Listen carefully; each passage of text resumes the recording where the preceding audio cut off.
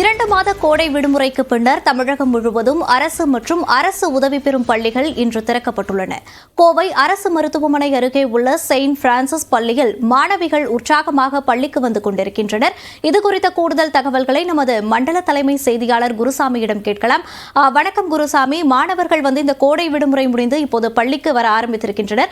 மாணவர்களுக்காக என்னென்ன ஏற்பாடுகள் எல்லாம் பள்ளிகள் செஞ்சிருக்காங்க, விவரங்களை பதிவு பண்ணலாம்.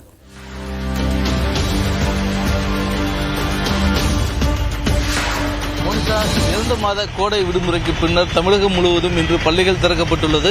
இதனை அடுத்து இன்று அரசு மற்றும் அரசு உதவி பெறும் பள்ளிகளில் இன்று காலை முதலே மாணவர்கள் பள்ளிகளுக்கு வர துவங்கியிருக்கிறார்கள். இதற்கான ஏற்பாடுகள் அனைத்துமே பள்ளி வளாகங்களில் செய்யப்பட்டிருக்கிறது.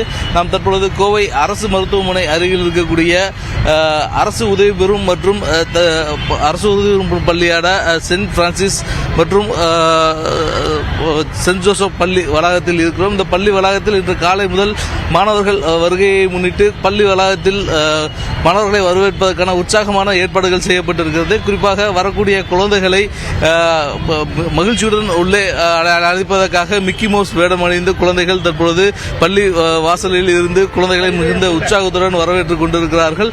இதேபோல குழந்தைகளுக்கு இனிப்புகளை கொடுத்து குழந்தைகளை ஆசிரியர்கள் வரவேற்றுக் கொண்டிருக்கிறார்கள். அதன் காட்சிகளை பார்த்துக் கொண்டிருக்கிறோம். பள்ளிக்கு வந்திருக்கக்கூடிய மாணவி பெற்றோர் ஒருவர் இருக்கிற அவரிடம் பேசலாம். சார், சொல்லுங்க, குழந்தைகள் எவ்வளவு உற்சாகத்தோட வர்றாங்க? 2 மாசத்துக்கு அப்புறம் எப்படி இருக்காங்க குழந்தைங்க? சார், இன்னைக்கு எங்களுக்கு முன்னாலே குழந்தைங்க நேரத்துலேயே எந்திரிச்சிட்டாங்க.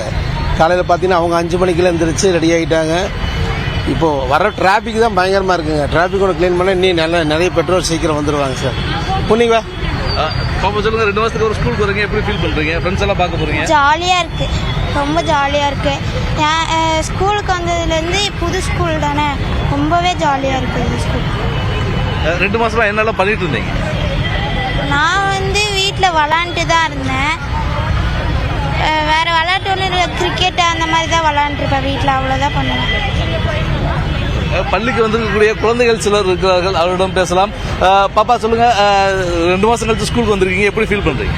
ஹாப்பியாக ஃபீல் பண்ணுறோம். இந்த லீவில் வீட்டில் ரொம்ப போர் அடிச்சுது. ஸ்கூலுக்கு வந்தோடனே ஒரு எனர்ஜெட்டிக்காக ஃபீல் பண்ணுறோம். பிகாஸ் இந்த ஸ்கூலில் நிறைய என்கரேஜ் பண்ணுவாங்க.